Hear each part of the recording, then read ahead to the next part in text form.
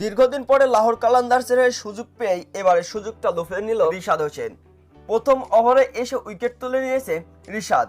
করাচি কিংসের বিপক্ষে এই দিন একাদশের সুযোগ পেয়ে দুর্দান্ত বোলিং রিশাদের কাছ থেকে।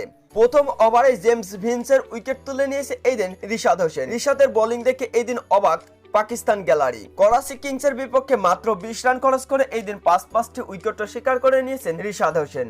রিশাদের বোলিং দেখে এই দিন অবাক হয়েছে লাহোর কালান্দার্সের ক্যাপ্টেন শাহিন শাহ আফ্রিদিও। এমন দুর্দান্ত বোলিং হয়তো এর আগে কখনোই করেনি রিশাদ হোসেন।